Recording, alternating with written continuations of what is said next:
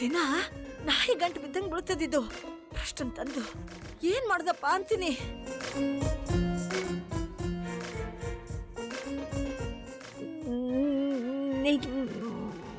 ಮುಂದೆ ನಡಿ, ನಾ ಹಿಂದಿಂದ ಬರ್ತೀನಿ. ನಡಿ ನಡಿ ನಡಿ. ಶ್ರೀರಾಮ್ ಜಯ ರಾಮ್ ಜಯ ರಾಮ್, ಶ್ರೀರಾಮ್ ಜಯ ರಾಮ್ ಜಯ ಜಯ ರಾಮ್, ಶ್ರೀರಾಮ್ ಜಯ ರಾಮ್ ಜಯ ಜಯ ರಾಮ್, ಶ್ರೀರಾಮ್ ಜಯ ರಾಮ್ ಜಯ ಜಯ ರಾಮ್, ಶ್ರೀರಾಮ್ ಜಯ ರಾಮ್ ಜಯ ಜಯ. ಶ್ರೀ ಕಾಪಾಡಪ್ಪ.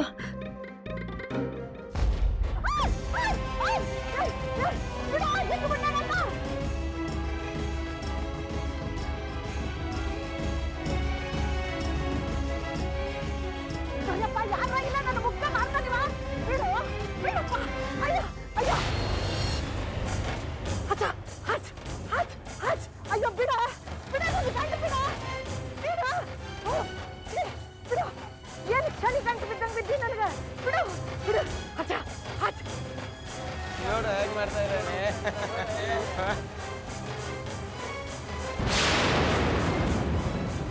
ಹಂಗ್ಯಾಕೆ ನಗ್ಲಿಕ್ಕತ್ತೀರಿ? ಬಂದು ಉಳಿಸ್ರಪ್ಪ ನನ್ನ. ಬಿಡು ಬಿಡು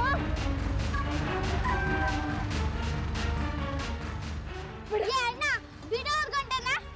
ಹೇಳ್ದಿ ಅಲ್ದ ಬಿಡು, ನೀ ಜಾನ ಅಲ್ದ ಬಿಡು ಆ ಗಂಟನ್ನ.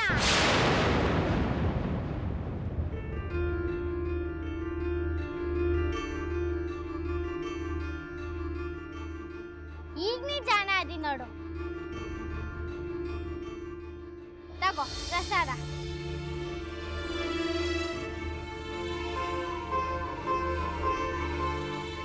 ಹಾ, ಇನ್ಮೇಲೆ ಅವ್ವಕ್ಕೆ ಹಂಗೆಲ್ಲ ತೊಂದರೆ ಕೊಡ್ಲಾಗ ಆತಾ? ಹೋಗು.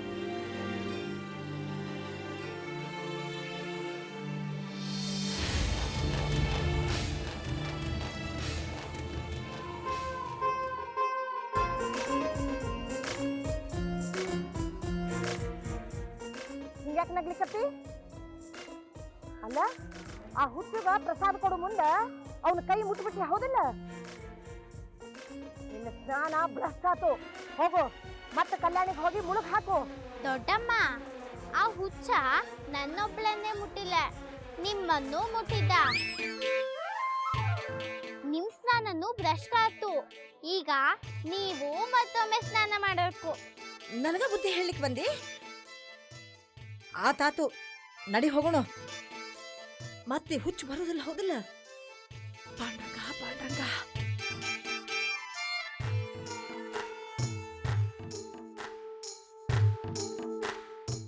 ನಾ ಹೇಳಿದ್ನಿಲ್ಲೋ ನಿಮಗ, ಅಡಿಗೆ ಮನೆ ಉಗ್ರಾಣಕ್ಕೆ ಹೋಗಿ ನೋಡ್ರಿ ಅಂತ. ರಾತ್ರಿನ ಹೇಳಿದ್ದಿಲ್ಲೋ?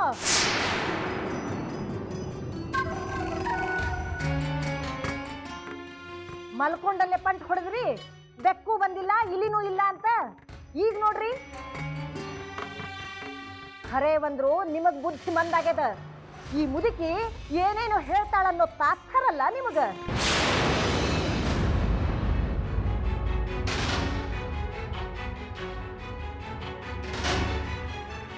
ಕಾರಂತ್ರ, ಏನಿದು? ಇಷ್ಟೊಂದು ಕಾಳು ಕಡಿ ಹಾಳು ಮಾಡೋದಾ? ತಿನ್ನೋ ಅನ್ನ ಇದು, ಒಗಿಲಿಕ್ಕತ್ತೀರಲ್ಲ? ಇದು ತಿನ್ನೋ ಅನ್ನ? ಅವರ ನೀವೇ ಹೇಳ್ರಿ, ನಾ ಹ್ಯಾಂಗೆ ಹೇಳಲಿ?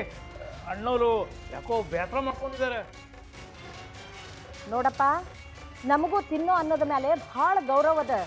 ಆದ್ರೆ ಬೆಕ್ಕು ಮುಟ್ಟಿದ ಅನ್ನ ತಿನ್ನೋ ಸ್ಥಿತಿ ನಮಗಿನ್ನೂ ಬಂದಿಲ್ಲ.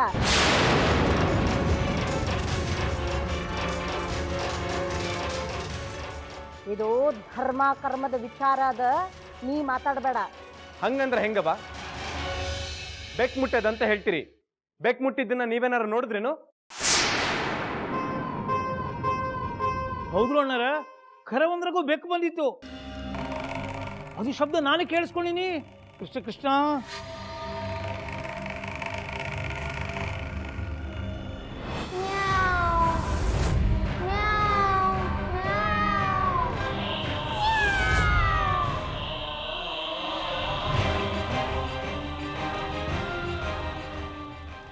ಹೌದು, ಕಾಳು ಕಡಿ ಭ್ರಷ್ಟ ಆಗ್ಯದ. ನಾನಂತೂ ಊಟ ಮಾಡೋದಿಲ್ಲ. ಏನ್ ವಿಚಾರವ ನಿಮ್ದು? ಎಷ್ಟೋ ಜನರಿಗೆ ಒಂದು ಹೊತ್ತಿನ ಊಟನೂ ಸಿಗುವುದಿಲ್ಲ. ಒಂದು ಬಕರಿಗಾಗಿ ಎಷ್ಟು ಗೋಳಾಡ್ತಾರೆ ಅನ್ನೋದು ಗೊತ್ತದ ನಿಮ್ಗ?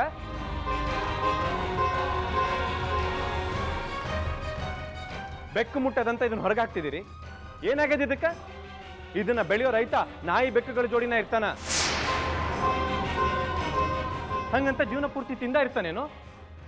ನದಿ ಮೂಲ ಋಷಿ ಮೂಲ ಯಾವತ್ತೂ ಹುಡುಕ್ಲಿಕ್ಕೆ ಹೋಗ್ಬಾರ್ದಪ್ಪ. ನೀರು ಶಾಸ್ತ್ರದೊಳಗೆ ಹಂಗ ಬರ್ಕೊಂಡದ. ಬೆಕ್ಕು ಮುಟ್ಟಿದ ಕಾಳು ಕಡಿಯಿಂದ ಅಡಿಗೆ ಮಾಡಿಸ್ಲಿಕ್ಕೆ ನೀನು ತಯಾರಿರಬಹುದು, ಆದ್ರೆ ನಾನು ಈ ಮನೆ ಒಳಗೆ ಒಂದು ಕಾಳು ಸುದ್ದ ಬಾಯಿ ಒಳಗೆ ಹಾಕೊಳ್ಳಿಕ್ಕೆ ತಯಾರಿಲ್ಲ. ಕಾರಂತ್ರ, ಅಷ್ಟಕ್ಕೂ ನೀವು ಹೇಳೋ ಬೆಕ್ಕು ಎಲ್ಲಿಂದ ಬಂತು?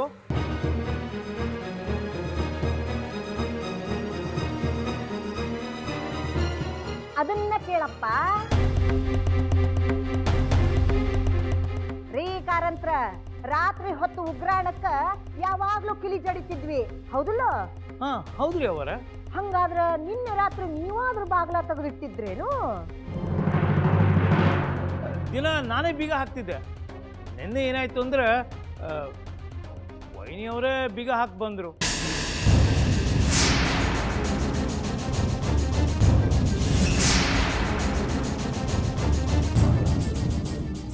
ಹಾ, ಅಡ್ಗೆ ಮನೆ ಉಗ್ರಾಂದು ಕೀಲಿ ನಾನ ಹಾಕಿದ್ನಿ.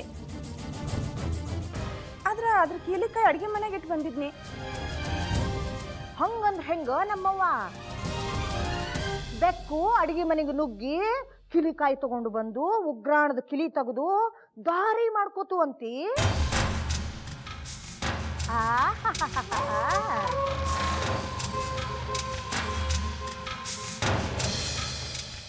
ಸಾಗರ ಯಾವ್ದಾದ್ರು ನೋಡ್ತಾ ಹಂಗ ಎಲ್ಲಾರು ಮಲ್ಗ್ಯಾರ.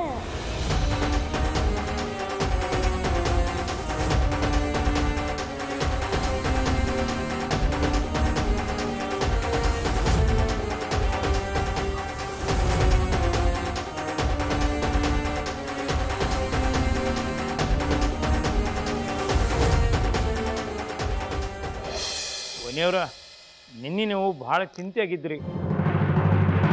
ಕಚೋರಿ ಹೊತ್ತೋಗ್ತಿತ್ತು, ಅದು ನೆನಪಿರ್ಲಿಲ್ಲ ನಿಮ್ಗೆ.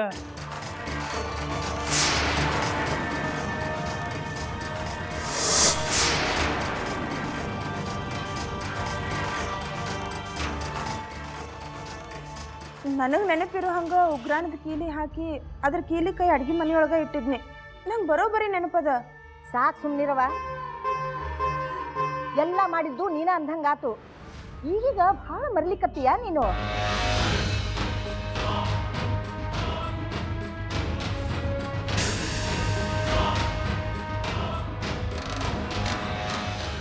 ನಮ್ಮ ಕಾಲಕ್ಕ ಆರಾರು ಹಳದ್ರು ಇಂಥ ಮರುಗುಳ್ತನ ಯಾರಿಗೂ ಬರ್ತಿರ್ಲಿಲ್ಲ. ಹಿಂಗವ ಸುಖ ಜಾಸ್ತಿ ಆದಂಗ ರೋಗ ತನ್ನಿಂತಾನ ಹಿಂದಿಂದ ಬರ್ತಾವು.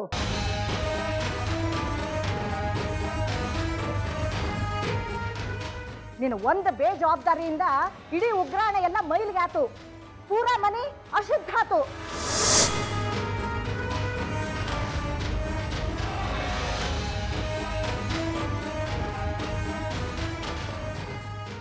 ಅಕ್ಕ ಏನು ತಪ್ಪು ಮಾಡಿಲ್ಲ, ಆದರೂ ಬೈಸ್ಕೊತಾ ಇದ್ದ. ನಾ ಏನು ಮಾಡಲಿ? ಸಾಗರ ಬೀಗ ತೆಗ್ದಿದ್ದ, ಹಂಗಂತ ಅವನ ಹೆಸರು ಹೇಳೋಕ್ಕಾಗ್ತಾ? ಹೇಳಿದ್ರೆ ಎಲ್ಲರೂ ಅವನಿಗೆ ಬೈತಾ. ನಾ ಎಂತ ಮಾಡಲಿ?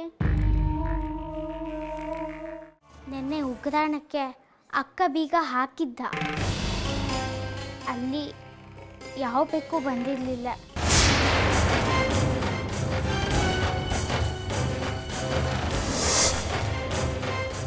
ನಾನು ಬಿಡಿಸ್ತೇನೆ ನಿನ್ನ ಭೂತನ.